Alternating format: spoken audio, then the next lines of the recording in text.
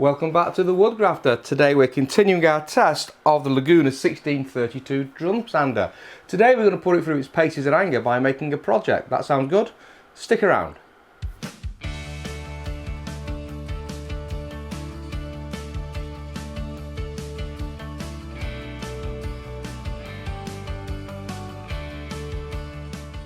As we discussed in the earlier video when we unpacked this and set the thing up, one of the key reasons I want to introduce a drum sander into my workshop is to speed up the process and speed the quality of the process and open up wider material, particularly in the cutting board world, which is something I'm putting out in the craft business. Now I'm in the process of making a end grain cutting board, and you can see here that I'm at the edge grain cutting board stage.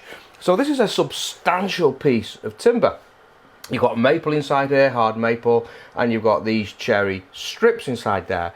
And the idea goes is I now need to flatten this top.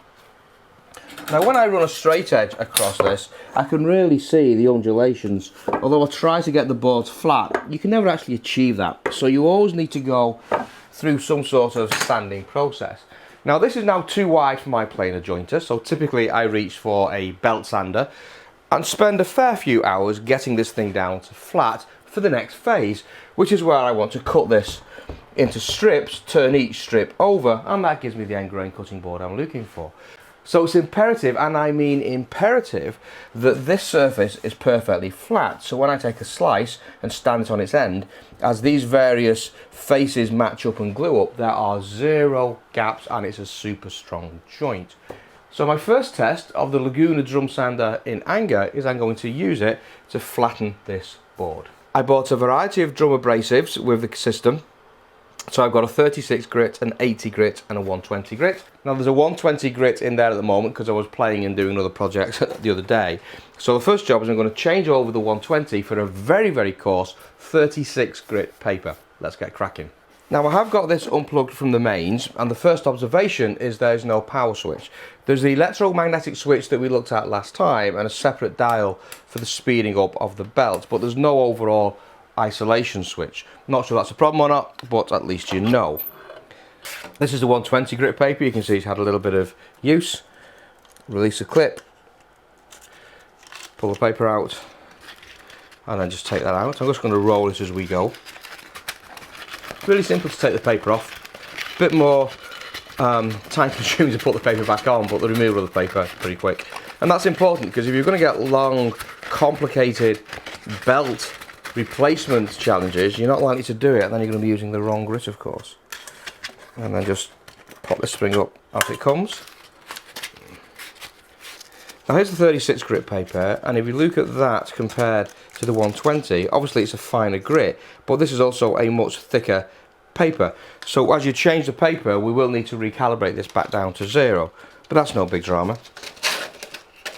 Now this was zeroed into the 120 paper. This is obviously the thickest grit I've got, and my dial is reading 1.8 millimeters, so you can see the difference in the paper. Just going to press off the on-off calibration, just hold that down till it flashes, and then that's now zeroed perfectly. Cool. Now although this has got the in-feed and the out-feed tables on it, this is a big board and there's a lot of weight in this board, so they're not going to be up for the job. So what I'm going to do is just to extend the in-feed and the out-feed tables just with a couple of rollers, and then I'm just going to drop the sander down just so it takes the weight. I'm going to leave that there, and that's going to allow me to get the right height on this roller. Now the good thing about the Laguna design, it's a sanding head that moves up and down. So once I've set the roller, it's always going to be flush with this, no matter the thickness of the board. And if you've used one of the combination planer jointers like the type that I've had, you may have seen the review here in this video, then when I'm in the planer mode and I'm changing it, it's the bed height that's raising up and down. So it makes it quite tricky to use these sort of rollers. You're always adjusting them if that's important to you. But this, with the head moving, super simple, super good, nice little design, I think. I'm going to set up the off-feed roller as well. Now I'm just doing one check before we do anything else. I'm just checking that the board itself, once it's supported by the rollers, is actually lying on the black bed, on the black belt. You can see that it pretty much is. I can't push that down, that's okay. Now the reason that that's important is I'm trying to avoid snipe. If I'm in a situation where the board tips, then that is so abrasive it will quickly take down the stock and give you that characteristic dip in terms of snipe. I'm going to check the other one as well. Yeah, that's also looking okay. So I'm in good shape, I'm happy with that. Next job, let's see how thick this board is. I'm going to bring the head down.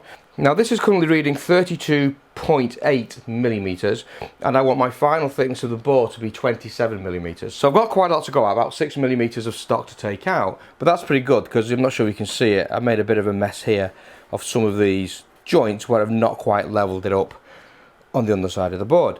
So we're in good shape, 32.8. Now I've set the first pass at 32.7, 0.1 millimeters less than the thickness of the board. And I'm going to actually bring this down quite gradually. There's a lot of stock to take out, but even so, I don't want to push it too hard. The harder you push this, the worse the results are going to be. If you push it too hard, you're going to get burning on the material itself, which is a common problem with drum sanders. And although this has got the IntelliSand Active, remember that will slow the belt down if the motor's under too much strain. You still can cause problems.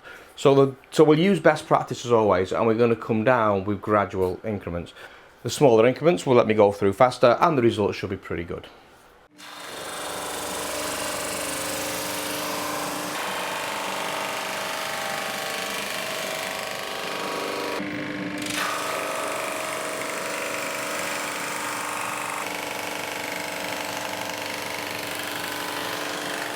And there you go, that's now brought this down beautifully to flat, and I'm now at 27.3 millimeters, and remember we're aiming for 27 millimeters, so we're in good shape. Now I want to check this for flatness, so I'm going to drop it onto the bench and we'll use a straight edge and a light, and we'll just see if we've got any light shining underneath the straight edge. That'll give us a good indication of how well that's done. And that's absolutely incredible. I can't see any light at all underneath that straight edge. I have never seen anything like that at all. We'll see whether we can show that on the screen. You can see the light shining on the board, and there should be no light spillage at all underneath that rule, and there's not. You can't see it at all.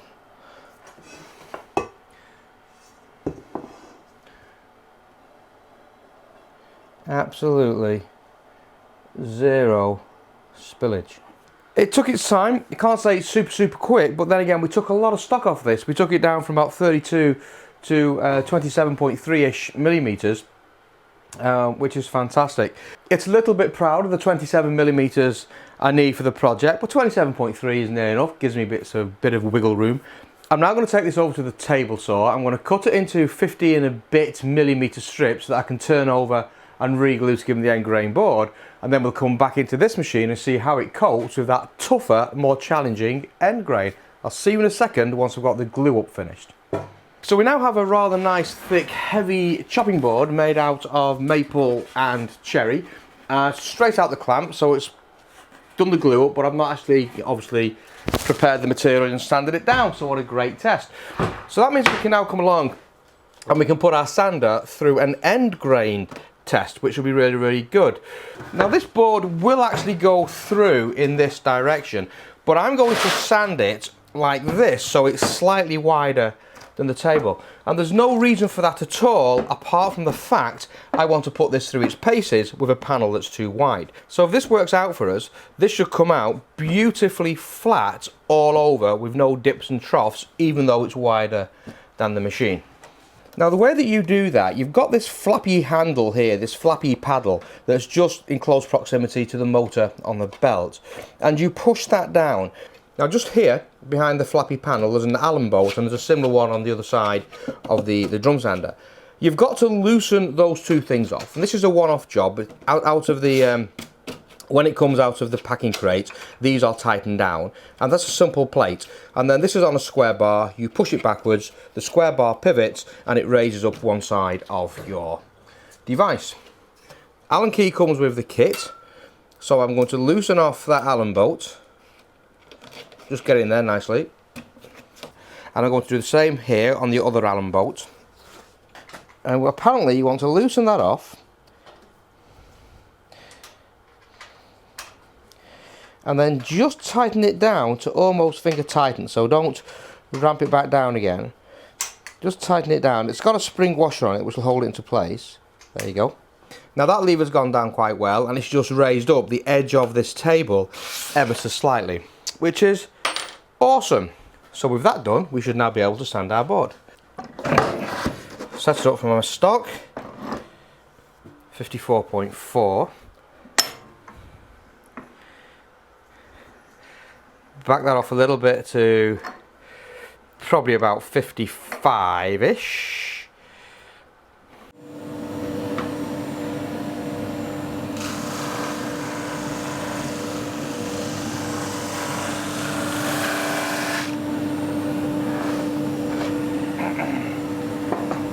Turn the board round.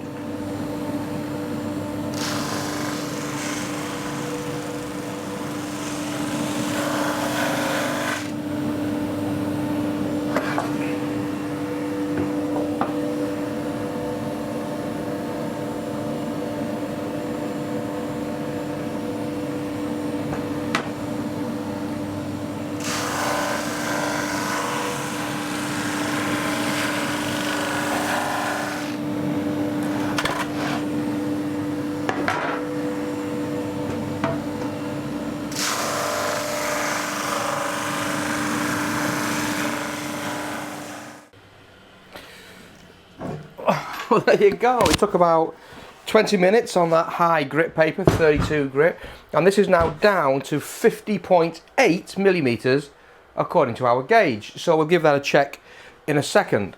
But I can't really argue with the flatness. I've never seen anything so flat so quickly. So that's a success so far. Let's get our straight edge on it. Now, obviously, being an end grain board with both cherry and maple inside that board, that's a really good test for that machine, and it was beautiful. The joints are fantastic. It's all looking nice. It needs to come down on finer grit papers. It's a bit too coarse for what we want at the moment, but by God, it's done the job. However, does the opened end solution on the Laguna work for giving me a perfectly flat panel through the full width? Let's have a look. Oh.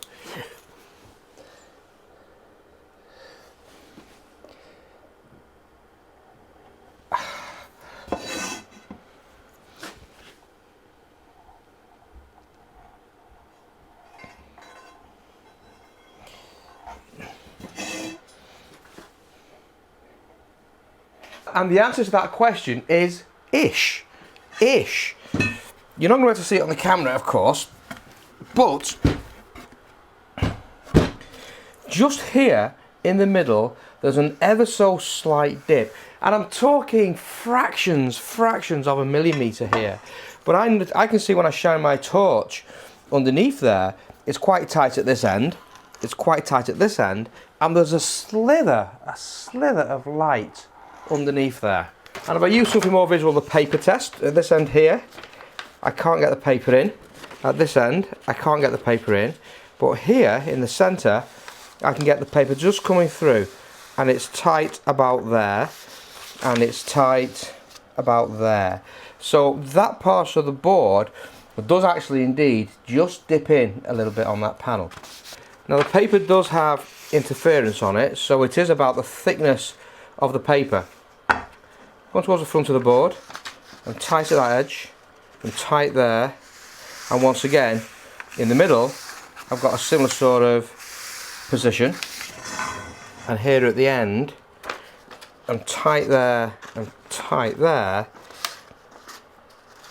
and again similar sort of thing there in the centre.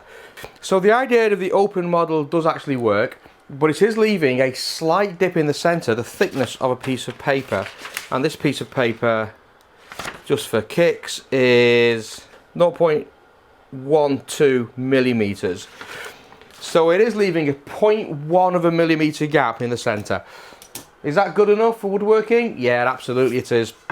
You're not going to notice that tolerance in any of your panel glue ups or any of your joinery, so it's looking pretty good. And don't forget, with this size board, I can actually turn it sideways and send it through and get the thing completely flat, which is what I'll do. And I'm going to work through the grits, just bring it to about a 120-ish grit.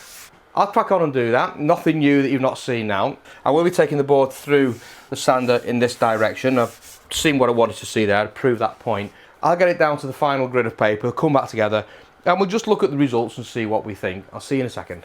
So I'm reaching the end of the project now, and this has been a fantastic machine so far. And now I want to just put it through its paces to give me that finishing sand. I've hand sanded it to get rid of any sanding marks that the Laguna put in as it was doing that linear sanding. I've rounded off all the edges with a round over bit, and I've dropped the juice groove in as well here, again, just for a bit of hand routing. What I now want to do is to give this a few passes on this grit paper here. This is a 180 grit paper. That's the finest paper I could find in the Laguna range, and 180 is good because it allows the oil to sink into the board anyway. Any higher than that, you tend to burnish the top and the oil sits and not soaks. So 180 is a good position to be in. But for some situations, it might be nicer to have a higher grit. So I'll keep looking, see if I can find anything different than that. If you're a Laguna user and you know about high grit paper, without having to cut my own, of course, then let me know. Drop it in the notes, that'll be useful information. All I'm going to do is to run it through a few times, micro adjustments on the machine itself. I don't want to bring this down any further, but just take it off any machine marks that I've made or any small pencil marks as I've been laying things out, just to give it that clean up before we put the final coat of oil on.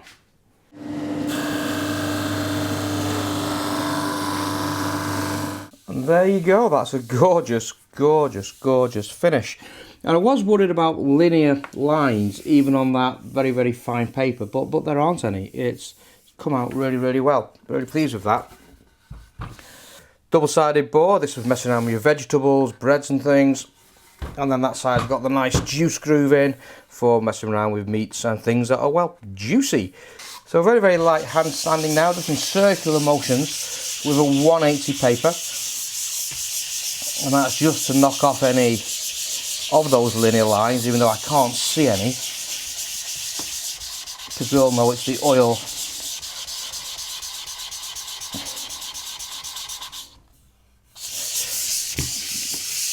that will show it up. Just rounding the edge of the juice groove again, just in case the Laguna's sharpen that edge for me. I like my juice grooves to sort of kind of blend into the board a little bit. That looks good. Bit of TLC on the back. Just got some mineral oil, and I've got one of my white Scotch Bright scourers. I like these because it pushes the oil into it. And this will show up any flaws in the surface.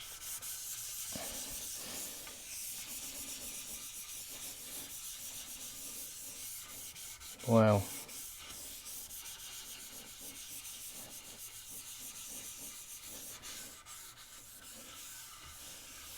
What do you think of that?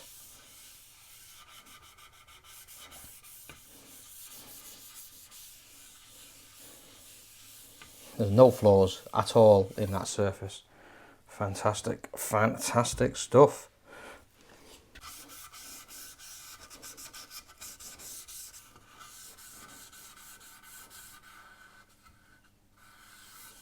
See the way those rays have just picked out there in the oil from the cherry? Isn't that gorgeous? Those little medulla rays.